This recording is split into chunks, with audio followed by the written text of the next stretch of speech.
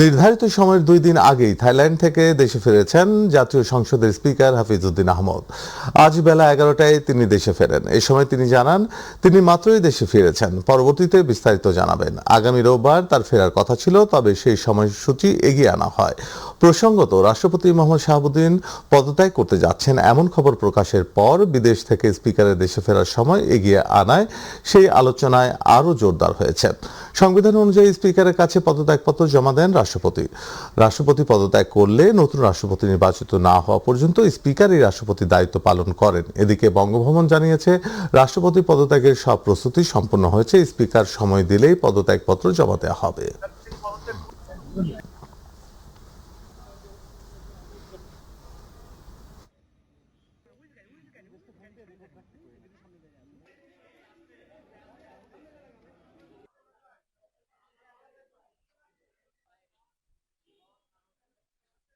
আপনারা যেরকম শুনেছেন আমিও সেরকমই শুনেছি।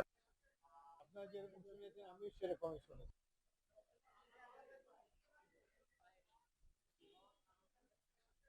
আপনারা যেরকম শুনেছেন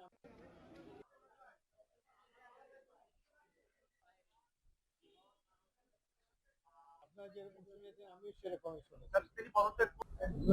মানে রাষ্ট্রপতি পদত্যাগ করলে আমার মেডিকেল চেকআপ যেহেতু শেষ হয়েছে সেই জন্যই আমি এসেছি। একটা ট্র্যাডিশনালি বাংলাদেশের সংবিধানে লেখা আছে যখন রাষ্ট্রপতি পদত্যাগ করে তখন অ্যাক্টিং স্পিকার হিসাবে অ্যাক্টিং রাষ্ট্রপতি হিসেবে স্পিকার দায়িত্ব পালন করেন, বাট মূল রাষ্ট্রপতি নির্বাচন করে জাতীয় সংসদ, সেটা 3 মাসের মধ্যে করতে হয়।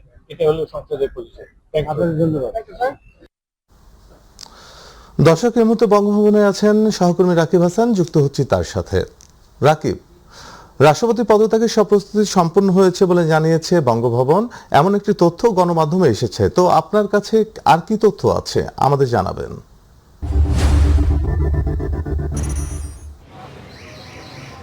ধন্যবাদ সাইদ মল্লিক। আসলে আমি এখানে দীর্ঘ সময় ধরে অপেক্ষা করছি, এই বঙ্গভবনের সামনেই কিন্তু আমি রয়েছি। আমরা যে বিষয়টি আসলে বারবার জানতে পেরেছি যে আজকের মধ্যেই হয়তোবা রাষ্ট্রপতি তার পদত্যাগপত্রটি পৌঁছে দেবেন স্পিকারের কাছে। সেই সূত্র ধরে আমরা সকাল থেকেই যদি একটু দেখতে চাই, যে আমরা জানি যে বেলা 12:15টার দিকে কিন্তু স্পিকার বিদেশে চিকিৎসারত ছিলেন, থাইল্যান্ডে ছিলেন। সেখানে তার সফরটাকে সংক্ষিপ্ত করে তিনি 2 দিন আগেই কিন্তু আজকে সকাল 12:15টায় তিনি বাংলাদেশে এসে পৌঁছেছেন।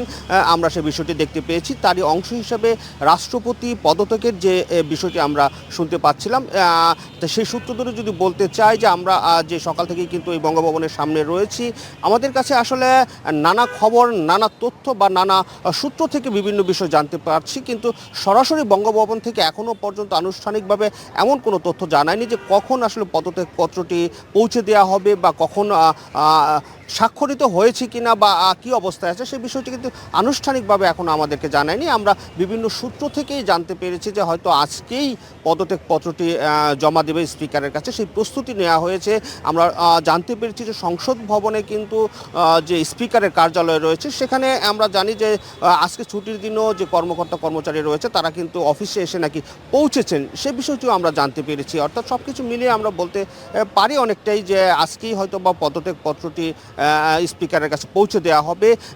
আরেকটু যদি আমি একটু বলি যে আমরা জানি যে সংবিধানের 50-3 অনুচ্ছেদ অনুযায়ী কিন্তু রাষ্ট্রপতি অসুস্থ কিংবা তার ব্যক্তিগত কারণ দেখিয়ে তিনি পদত্যাগ করতে পারবেন এমন একটি বিধান রয়েছে। 54 অনুচ্ছেদ অনুযায়ী যেটি আমরা দেখতে পাচ্ছি যে রাষ্ট্রপতি পদত্যাগের পর আসলে তার দায়িত্ব পালন করবেন স্পিকার, এবং সেই অনুযায়ী আমরা বলতে পারি যে এর মধ্যে স্পিকারও কিন্তু প্রস্তুত রয়েছেন। এছাড়া 123 অনুচ্ছেদে, সংবিধানের 123 অনুচ্ছেদে যে বিষয়টি বলা হয়েছে যে রাষ্ট্রপতি পদত্যাগের 90 দিনের মধ্যেই কিন্তু নির্বাচন দিতে হবে, এবং সেই নির্বাচনটা অনুষ্ঠিত হবে সংসদ সদস্যদের ভোটে নির্বাচিত হবেন রাষ্ট্রপতি। সেই হিসাবে আমরা বলতে পারি যেহেতু বিএনপি সংখ্যাগরিষ্ঠত রাজনৈতিক দল হিসেবে তারা সরকার গঠন করেছেন, সেই হিসেবে আসলে বিএনপির মনোনীত প্রার্থীই কিন্তু আগামী রাষ্ট্রপতি হতে যাচ্ছেন, অর্থাৎ দেশের 23তম রাষ্ট্রপতি হিসেবে শপথ নিতে যাচ্ছেন। কে হবে রাষ্ট্রপতি সে বিষয়টি এখনও নিশ্চিত নয়। নানা ব্যক্তির বা নানা রাজনৈতিক বা নানান ব্যক্তির নাম এর মধ্যেই কিন্তু সামনে এসেছে। অর্থাৎ সব কিছু মিলিয়ে বলবো যে রাষ্ট্রপতি পরিবর্তনের যে বিষয়টি, সে বিষয়টি কিন্তু এখন স্পষ্ট, শুধুমাত্র সময়ের দাবি। কখন পদত্যাগ পত্রটির আনুষ্ঠানিক ঘোষণা আসবেন, কখন স্পিকার আসলে সে রাষ্ট্রপতির দায়িত্ব পালন করবেন এবং পরবর্তী রাষ্ট্রপতি নির্বাচনের প্রক্রিয়া শুরু করবেন। আমরা সেই বিষয়টি নিয়ে জানার জন্যই কিন্তু সকাল থেকে অপেক্ষা করছি। হয়তোবা আমাদের পরবর্তী সংবাদের মাধ্যমে আমাদের দর্শকদেরকে আমাদের অন্যান্য বিষয়গুলো জানিয়ে দিতে পারবো, কিংবা পদত্যাগ পত্রটি হয়তোবা যদি জমা পড়ে সেই বিষয়টি নিশ্চিত হয়েই আমাদের দর্শকদেরকে আমরা জানিয়ে দিতে পারবো। মল্লিক। রাকিব, আপনাকে ধন্যবাদ। দর্শক, রাকিব হাসান জানাচ্ছিলেন রাষ্ট্রপতি পদত্যাগের সর্বশেষ তথ্য। রাষ্ট্রপতি মোহাম্মদ শাহাবুদ্দিন ইস্যুতে গুজবে কান না দেওয়ার আহ্বান জানিয়েছেন বিএনপি মহাসচিব ও এলজিআরডি মন্ত্রী মির্জা ফখরুল ইসলাম আলমগীর। সকালে রাজধানীর হোটেল ইন্টারকন্টিনেন্টালে বেঙ্গল ডেল্টার কনফারেন্সে বক্তব্য শেষে সাংবাদিকদের প্রশ্নের জবাবে আহ্বান জানান তিনি। এর আগে সম্মেলনে প্রধান অতিথির বক্তব্যে মির্জা ফখরুল বলেন, অর্থনৈতিক ও রাজনৈতিক চ্যালেঞ্জ মোকাবিলায় কাজ করছে সরকার। শোষণমুক্ত, বৈষম্যহীন ও গণতান্ত্রিক বাংলাদেশ গড়তে বর্তমান সরকার দৃঢ় প্রতিশ্রুতিবদ্ধ বলেও জানান মহাসচিব। এ সময় নির্বাচনী প্রতিশ্রুতি সবগুলো বাস্তবায়ন করা হবে। তিনি বলেন, ইরান, যুক্তরাষ্ট্র ও রাশিয়া ইউক্রেন যুদ্ধ অর্থনীতিকে চ্যালেঞ্জের মুখে ফেলেছে। আঞ্চলিক সহযোগিতা বজায় রাখতে বিএনপি সরকার প্রতিশ্রুতিবদ্ধ বলেও মন্তব্য করেন তিনি।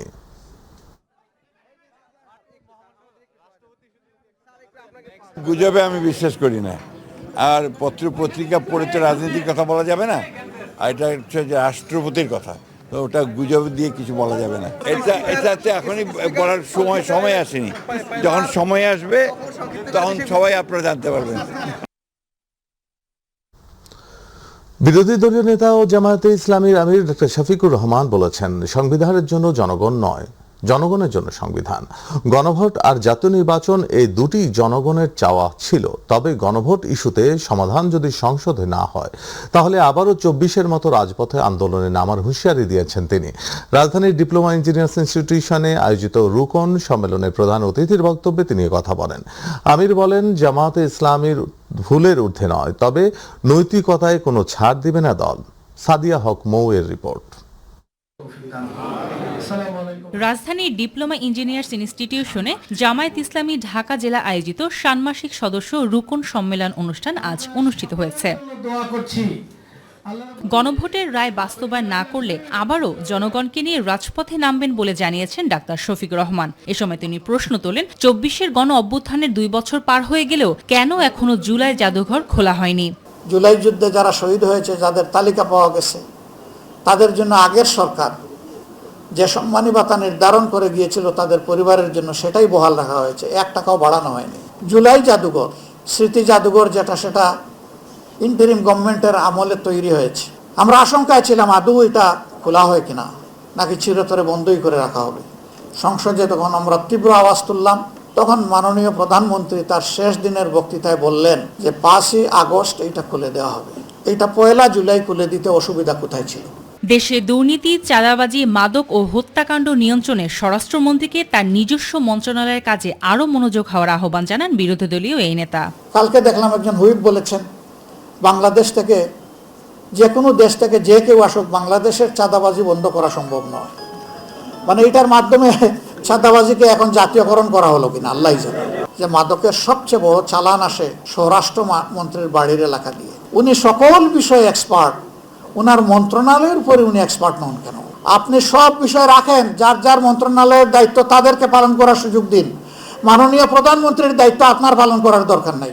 তিনি আরো বলেন, জামায়াত ইসলাম ভুলের ঊর্ধ্বে নয়, তবে নৈতিকতার প্রশ্নে কোনো ছাড় নেই। বাংলাদেশ জামাতে ইসলামী ফিরিস্তাদের দল নয়, আমরা মানুষ, আমাদেরও ভুল ত্রুটি হয়। আমরা একটা কথা পরিষ্কার বলেছি যে অন্যায় আর জামাতে ইসলামী একসাথে চলে না। আমি সহকর্মীদেরকে বলবো, গায়ে যদি আপনার সাদা কাপড় থাকে, আপনাকে যত্নশীল হতে হবে। সাদিয়া হক মৌ, মাই টিভি, ঢাকা। আগামী ১ মাসের মধ্যে গণভোটের রায় ও জুলাই সনদ বাস্তবায়নের দাবি করেছেন ইসলামী আন্দোলন বাংলাদেশের মহাসচিব গাজী আতাউর রহমান। বায়তুল মোকাররমের উত্তর গেটের সড়কে ইসলামী যুব আন্দোলনের ১০ম প্রতিষ্ঠা বার্ষিকীর সমাবেশে এ দাবি জানান তিনি। সরকারের অর্থনৈতিক পলিসির সমালোচনা করে বলেন, দেশের কর্মসংস্থানের সংকট বেড়ে চলেছে। সমালোচনা করেন বিরোধী দলেরও, বলেন দেশে কার্যত বিরোধী দল নেই, নিয়মতান্ত্রিকভাবে ইসলামী আন্দোলনই বিরোধী দলের ভূমিকা পালন করবে বলে ঘোষণা দেন তিনি। আর দলটির আমির মুফতি সৈয়দ মোহাম্মদ রেজাউল করিম বলেন, দেশে একটা দল ইসলামের নামে অনৈতিকতা, ধোঁকাবাজি, মিথ্যাচার করছে।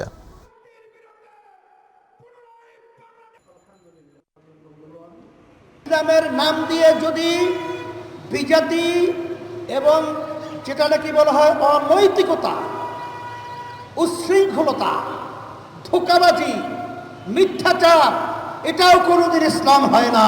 সরকার যে অঙ্গীকার নিয়ে যে অঙ্গীকার করে ক্ষমতায় গেছে অঙ্গীকার বাস্তবায়ন করতে হবে, জুলাই সনদ বাস্তবায়ন করতে হবে, গণভোটের রায় বাস্তবায়ন করতে হবে। গণমতকে উপেক্ষা করলে তার পরিণতি কিন্তু ভালো হয় না। মার্কিন যুক্তরাষ্ট্রের নতুন শুল্ক সিদ্ধান্তে বাংলাদেশ থেকে আমদানিকৃত পণ্যের উপর সর্বনিম্ন স্তরের ট্যারিফ আরোপ করা হয়েছে। নতুন সিদ্ধান্ত অনুযায়ী বাংলাদেশ থেকে যুক্তরাষ্ট্রে রপ্তানি হওয়া পণ্যে 10% শুল্ক কার্যকর হবে। শুক্রবার পররাষ্ট্র মন্ত্রণালয় এক বার্তায় তথ্য জানায়। বৃহস্পতিবার যুক্তরাষ্ট্র সরকার ট্রেড অ্যাক্ট 1974 এর সেকশন 301 অনুযায়ী বিশ্বের 86টি দেশের 60টি অর্থনীতির উপর নতুন ট্যারিফ আরোপের ঘোষণা দেয়।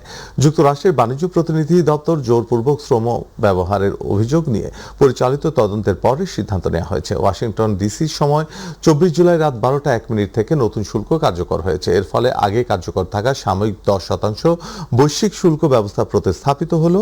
সরকারের তথ্য অনুযায়ী বিশ্বের 86টি দেশের মধ্যে মাত্র 17টি দেশে সর্বনিম্ন 10% ট্যারিফ স্তরে রয়েছে, যার মধ্যে বাংলাদেশ অন্যতম। ফলে যুক্তরাষ্ট্রের পোশাক ও অন্যান্য রপ্তানি বাজারে বাংলাদেশের প্রতিযোগিতামূলক অবস্থান বজায় থাকবে।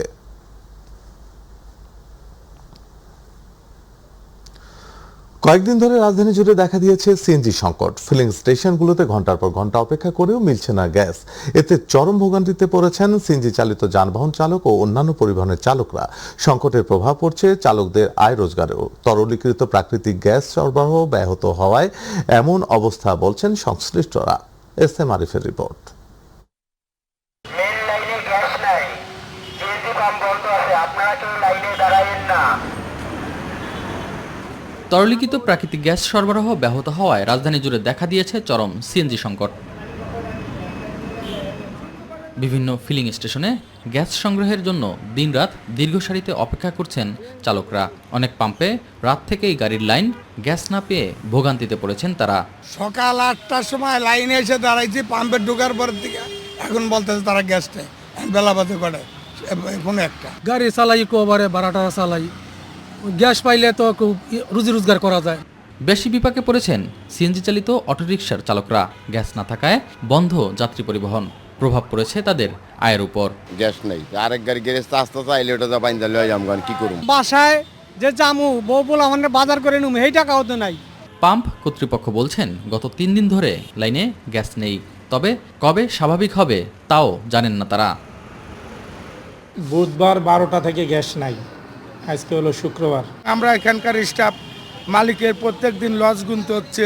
সরবরাহ স্বাভাবিক করে দ্রুতই সমস্যা সমাধানের দাবি সবার। এস এম আরিফ, মাই টিভি, ঢাকা। বৈরী আবহাওয়া ও পরিবহন খরচ বৃদ্ধির প্রভাব পড়েছে রাজধানীর কাঁচা বাজারে। বাড়তি প্রায় সব ধরনের সবজির দাম। আগে থেকেই চড়া মাছ মাংসের বাজার। নতুন করে বেড়েছে ব্রয়লার মুরগি ও পেঁয়াজের দাম। নিম্ন আয়ের মানুষের নাগালের বাইরে নিত্য প্রয়োজনীয় পণ্যের দাম। পেঁপে ছাড়া 80 টাকা নিচে বিক্রি হচ্ছে না কোনো সবজি। বিস্তারিত জানাচ্ছেন শবনম অবনী। রাজধানীর বাজার ঘুরে দেখা গেছে প্রায় সব ধরনের সবজির দাম বাড়তির দিকে। 5 থেকে 15 টাকা বেড়েছে প্রায় সব ধরনের সবজির দাম। সবচেয়ে বেশি বেড়েছে কাঁচামরিচের দাম। ক্রেতারা বলছেন দিন দিন নিত্য পণ্যের দাম তাদের নাগালের বাইরে চলে যাচ্ছে। প্রায় দ্বিগুণের বেশি দামে কিনতে হচ্ছে প্রতিদিনের বাজার। মাছ মাংসের দামে রয়েছে অস্থিরতা। নতুন করে বেড়েছে পেঁয়াজ ও মুরগির দাম। বাজারের দাম সবকিছুই তো বেশি। কাঁচা সবজি এখনো কিছু নেই, এই যে করলা নেব, সবকিছুর দাম বেশি। বাজারের দাম অনেক হাই, তুলনামূলকভাবে প্রায় দ্বিগুণ। সোনালী মুরগি নিলাম 340 টাকা করে নিচ্ছি, একটু তো বেশি, আগের চেয়ে বেশি একটু। পেঁয়াজের দামটা একটু বেশি বৃদ্ধি পেয়েছে, কেজিতে 10-15 টাকা বৃদ্ধি পেয়েছে। এছাড়া আলু, আদা, রসুন যেগুলো আছে ওইগুলোর দাম আগের যেরকম ছিল ওরকমই আছে। বৈরী আবহাওয়া ও পরিবহন খরচ বেড়ে যাওয়ায় পাইকারি বাজারে দাম বেশি। ফলে পাইকারি থেকে খুচরা সব পর্যায়েই বাড়তি দামের চাপ পড়েছে বলে জানিয়েছে বিক্রেতারা। মোটামুটি সব সবজির দামই বেশি, কমে নেই কোনোটাই, সবকিছুই বাড়তি আছে। খালি টমেটো আছে একটু কম দাম, সর্বদা কম। ওই যে আনতে নষ্ট হয়ে যাচ্ছে না বৃষ্টির কারণে, বন্যা হয়েছে। ব্রয়লারের দাম আগের তুলনায় একটু বেশি গত সপ্তাহ থেকে। গত সপ্তাহে যেমন 10 টাকা কম ছিল, এই সপ্তাহে 10 টাকা বেশি। জ্বালানির দাম বৃদ্ধি, পরিবহন ব্যয় ও সরবরাহ সংকট সব মিলিয়ে অস্থির নিত্যপণ্যের বাজার। দ্রুত কার্যকর পদক্ষেপ না নিলে সাধারণ মানুষের ভোগান্তি আরও বাড়বে বলে আশঙ্কা করছেন সংশ্লিষ্টরা। শবনম অবনী, মাই টিভি, ঢাকা। বরিশালে শুরু হতে যাচ্ছে সরকারের ফ্যামিলি কার্ড শুমারি কার্যক্রম। দেশের 4,30,00,000 পরিবারের তথ্য হালনাগাদের এই উদ্যোগে বাদ যাবে না কোনো শ্রেণীর পরিবার। কিভাবে চলবে শুমারি, কারা পাবেন সুবিধা এবং কেন সঠিক তথ্য দেওয়ার উপর গুরুত্ব দিচ্ছেন সংশ্লিষ্টরা। বরিশাল থেকে পারভেজ রাসেলের রিপোর্ট। দেশের সুবিধাবঞ্চিত পিছিয়ে পড়া দরিদ্র নারীদের স্বাবলম্বী করতে সরকারের নির্বাচনী প্রতিশ্রুতি বাস্তবায়নের লক্ষ্যে একযোগে শুরু হতে যাচ্ছে ফ্যামিলি কার্ড শুমারি। দেশের 4,30,00,000 পরিবারের তথ্য হালনাগাদ করে সামাজিক সুরক্ষায় নারীদের এগিয়ে নিতে প্রত্যেক পরিবারকে দেয়া হবে 2,500 টাকা বা সমপরিমাণ নিত্য প্রয়োজনীয় জিনিস। যেই ফ্যামিলির মা যদি স্বাবলম্বী হয়, সেই ফ্যামিলির সন্তানরাও স্বাবলম্বী হয়, সন্তানদের দিকে তারা খেয়াল রাখতে পারে। তাই এই নারীদেরকে এই ফ্যামিলি কার্ডের আওতায় আনার জন্য বাংলাদেশের আমাদের নারী সমাজ আরও উন্নত হবে। আমার স্ত্রী 2500 টাকা পায়, 3টা ছেলে আমার লেখাপড়া করে, 2500 টাকা দিয়ে আমি অনেক আগে যেতে পারবো। সমাজ কল্যাণ মন্ত্রণালয়ের অধীনে জনবল নিয়োগ করে সঠিক তথ্য যাচাইয়ে 1 আগস্ট থেকে 14 সেপ্টেম্বর চলবে এই প্রশিক্ষণ। এতে বাদ যাবে না উচ্চ, মধ্য ও নিম্নবিত্ত কোনো পরিবার। আমার ছেলের পাওয়া বাংশ আমি টাকা পাই না, কোনো হানে ওষুধ খাওয়াবো, এই জন্য আমার এটা পাই অনেক ওষুধ খাওয়াইতে পারছি। আমরা গরিব মানুষ, টাকাটা দিয়ে অনেক অনেক উপকার হয়েছে, তাদের জন্য অনেক ধন্যবাদ তারেক রহমান রে। প্রথম ধাপে বরিশালের গরুনদী ও হিজলা উপজেলায় এই ফ্যামিলি কার্ড দিলেও এবার মহানগর সহ বাকি 8 উপজেলায় একযোগে হবে এর কার্যক্রম। তাই সঠিক পরিসংখ্যান করে যোগ্যরাই যেন পায় দাবি নেটিজেনদের। আমার স্বামী ঘরে পড়া, হাড়ের সমস্যা, টান কাশ, আমি সংসার চালাইতে পারি না, এখন আমার যেন একটা ফ্যামিলি কার্ড আমার জন্য দেয়। এটা পাইলট প্রজেক্ট, তাই তথ্য ভুলের কোনো ছাড় দেয়া হবে না, জানান উপপরিচালক। এটার সাথে মাননীয় প্রধানমন্ত্রী নিজেই সরাসরি জড়িত। গভর্নমেন্ট 26-27-এ 41,20,000 ফ্যামিলিকে এই কার্ড প্রদান করবেন। পর্যায়ক্রমে 2030 সাল নাগাদ 4,30,00,000 পরিবারকে সম্ভাব্য তাদের হাতে এই ফ্যামিলি কার্ড পৌঁছে দেওয়ার সরকার বদ্ধপরিকর। এই প্রকল্পে দারিদ্র্য বিমোচনের পাশাপাশি নারীর ক্ষমতায়ন বৃদ্ধি পাবে প্রত্যাশা পরিচালকের। প্রত্যেকটি ঘর জরিপের আওতায় আসবে এবং প্রত্যেকেই কার্ড পাবেন, কিন্তু ক্যাশ ইনসেনটিভ পাবেন নিম্ন মধ্যবিত্তের মহিলাগণ। পিছিয়ে পড়া জনগোষ্ঠী আর কর্মহীন নারীদের স্বাবলম্বী করতে সরকারের এই ফ্যামিলি কার্ড সামাজিক সুরক্ষায় যোগ করবে নতুন মাত্রা। তাই প্রতিটি যাচাই বাছাই যেন হয় স্বচ্ছ এবং জবাবদিহিতামূলক, এ প্রত্যাশাই আমাদের সবার। পারভেজ রাসেল, মাই টিভি, বরিশাল। প্রথম শ্রেণীর পৌরসভা কুষ্টিয়া, কিন্তু শহরের অন্যতম গুরুত্বপূর্ণ অর্জুন দাস আগরওয়ালা সড়কের চিত্র যেন তার ঠিক উল্টো। ভাঙাচোরা সড়ক, অকার্যকর ড্রেনেজ আর সামান্য বৃষ্টিতেই জলাবদ্ধতায় চরম দুর্ভোগে পড়ছেন হাজারো মানুষ। প্রতিনিধি আব্দুর রাজ্জাক বাচ্চুর তথ্যচিত্রে বিস্তারিত জানাচ্ছেন জুবাইর রহমান। এটি কুষ্টিয়া পৌরসভার অর্জুন দাস আগরওয়ালা সড়ক। দীর্ঘদিনের অবহেলা আর সংস্কারের অভাবে সড়ক জুড়ে তৈরি হয়েছে অসংখ্য খানাখন্দ। কোথাও ভেঙে গেছে ড্রেনেজ স্ল্যাব, কোথাও আবর্জনায় বন্ধ হয়ে গেছে পানি প্রবাহ। ফলে অল্প বৃষ্টিতেই সড়ক ডুবে যায় পানিতে আর চলাচল হয়ে ওঠে দুর্বিষহ। এই সড়ক দিয়ে প্রতিদিন চলাচল করেন স্কুল কলেজের শিক্ষার্থী, চাকরিজীবী, ব্যবসায়ী সহ হাজারো মানুষ। জলাবদ্ধতার কারণে সবচেয়ে বেশি দুর্ভোগে পড়তে হয় পথচারী ও যানবাহন চালকদের। স্থানীয়দের অভিযোগ, বছরের পর বছর ধরে সমস্যার কথা জানানো হলেও কার্যকর কোনো উদ্যোগ চোখে পড়েনি। কুষ্টিয়া পৌরসভার ভিতরে এত অবহেলিত রাস্তা, এটা আমার শহরের ভিতরে আর কোথাও নাই। আমরা এখানে দীর্ঘদিন যাবৎ এই বৃষ্টি হলে পানি জলাবদ্ধতা অবস্থা হয়ে যায়, যাতায়াতের কোনো ব্যবস্থা থাকে না। বৃষ্টির জন্য রাস্তায় যে পানি উঠে আসে, ওই জন্য আমাদের যেতে অসুবিধা হয়। 2 দিন পর পর রাস্তাতে ছাড়ে, কি সারে? আমার প্রশ্ন এখানে যে কি সারে যে 2 দিন পর পর রাস্তা ভেঙে যায়। মোশাররফ মাধ্যমিক বিদ্যালয়ে আসে অত্যন্ত কষ্ট করে, তাদের কাপড় চোপড় ভিজে যায়, শিক্ষকদের কাপড় চোপড় ভিজে যায়, ড্রেনের পানিতে স্কুলের মাঠ ভরে যায়। সুন্দরভাবে ড্রেনটা হোক, নিয়ম মাফিক হোক, পরিকল্পিতভাবে ড্রেনটা হয়, রাস্তাটা উঁচু করুক। একটু বৃষ্টি হলে রাস্তাটা বলতে পারেন এক হাঁটু পানি হয়ে যায়, রিক্সা ভ্যান অটো কিছু চলতে পারে না। শুধু আগরওয়ালা সড়কই নয়, থানাপাড়া, বড়বাজার সহ কুষ্টিয়া পৌরসভার বিভিন্ন এলাকায় একই চিত্র। প্রায় 2,21,000 মানুষের এই পৌরসভার 21টি ওয়ার্ডের মধ্যে 7টিতে এখনো নেই কোনো ড্রেনেজ ব্যবস্থা। ফলে বর্ষা এলেই নগর জুড়ে সৃষ্টি হয় জলাবদ্ধতা, বাড়ে জনদুর্ভোগ। এই রাস্তার অবস্থা খুবই খারাপ। বৃষ্টির সময় আসলে আসলে মানুষদের যাতায়াত করতে অনেক সমস্যা হয়। এই রাস্তায় মনে করেন হাসপাতাল, স্কুল, কলেজ সব এই রাস্তার ভিতরে, আর এই রাস্তাটা নিয়ে কোনো সরকারের কোনো মাথা ব্যথা নাই। বর্ষা অল্প বৃষ্টি হলেই ড্রেন এবং রাস্তার পানি সমান হয়ে যায়। তবে পৌর কর্তৃপক্ষের দাবি, নাগরিক দুর্ভোগ কমাতে পুরনো ড্রেন সংস্কার এবং নতুন ড্রেন নির্মাণের উদ্যোগ নেওয়া হয়েছে। দ্রুতই প্রকল্পের কাজ শুরু হবে বলে জানিয়েছে এ কর্মকর্তা। 1 থেকে 12 নম্বর ওয়ার্ড যেগুলো পুরনো পৌরসভার ভিতরে ছিল, 13 থেকে 21 নতুন হিসেবে নেওয়া হয়েছে। এগুলোর অধিকাংশই এখনো ড্রেনেজ সিস্টেমের ভিতরে আসেনি। এখন থেকে আমরা যেটা চেষ্টা করছি যে আমরা বর্তমানে যে সকল প্রকল্পগুলো নেওয়া হচ্ছে সবগুলো প্রকল্পই আমরা চেষ্টা করছি রোড এবং ড্রেন একসাথে স্ল্যাব সহ। নাগরিক সেবার মান উন্নয়নে দ্রুত কার্যকর পদক্ষেপ নেওয়ার দাবি জানিয়েছেন স্থানীয়রা। জুবার রহমান, মাই টিভি নিউজ। দেশের প্রতিটি উপজেলায় আধুনিক সুযোগ সুবিধা সম্পন্ন মডেল মসজিদ নির্মাণের সরকারি উদ্যোগ থাকলেও রংপুরের পীরগাছায় প্রায় 1.5 বছর ধরে বন্ধ রয়েছে নির্মাণ কাজ। অবহেলায় নির্মাণ সামগ্রী নষ্ট হচ্ছে আর তথ্য গোপনের অভিযোগও উঠেছে। প্রতিনিধি খুরশিদ আলমের রিপোর্ট, জানাচ্ছেন রাকিব হাসান। 15,33,47,000 টাকা ব্যয়ে 2023 সালের 12 ডিসেম্বর রংপুরের পীরগাছা উপজেলায় মডেল মসজিদ ও ইসলামিক সাংস্কৃতিক কেন্দ্রের নির্মাণ কাজ শুরু হয়। তবে কাজ শুরুর পরই অজ্ঞাত কারণে থমকে যায় নির্মাণ। এখন মসজিদের বাউন্ডারির ভেতরে পড়ে আছে গ্লাস, রড সহ বিভিন্ন নির্মাণ সামগ্রী। দীর্ঘদিন অব্যবহৃত থাকায় দেয়ালে ধরেছে শ্যাওলা, লোহার যন্ত্রাংশে পড়েছে মরিচা। এখানে সমস্যাগুলো হচ্ছে নিচের ফ্লোর, বৃষ্টি আসলে পানি ঢুকে যায়, তারপর আপনার হলো এই ইঁদুর, কুকুর ঢুকে সমস্যা করে, হাগি ধুয়ে যায়। মানে আমরা এখন হল রুমে নামাজ পড়ি, এটা কিন্তু হল রুম, কমিউনিটি সেন্টার বলা যায়। সরকারি প্রকল্পে ব্যয়, মেয়াদ, ঠিকাদারি প্রতিষ্ঠান ও বাস্তবায়নকারী সংস্থার তথ্য সংবলিত সাইনবোর্ড থাকা বাধ্যতামূলক হলেও মসজিদ প্রাঙ্গণে এমন কোনো সাইনবোর্ড নেই।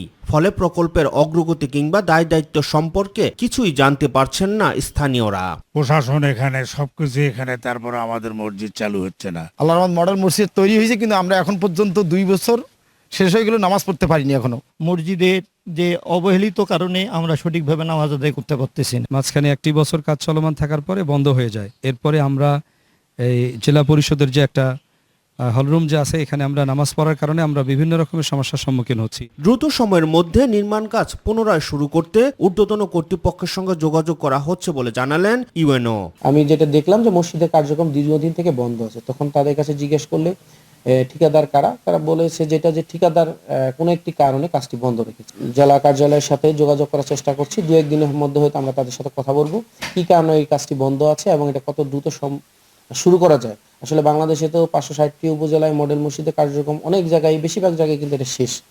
আমরাও চাই যে এটা খুব দ্রুত সম্পন্ন হোক। অন্যদিকে প্রকল্প তদারকির দায়িত্বে থাকা কর্তৃপক্ষ বলছে ঠিকাদারি প্রতিষ্ঠানের সঙ্গে যোগাযোগ করে সমস্যার সমাধানের চেষ্টা চলছে।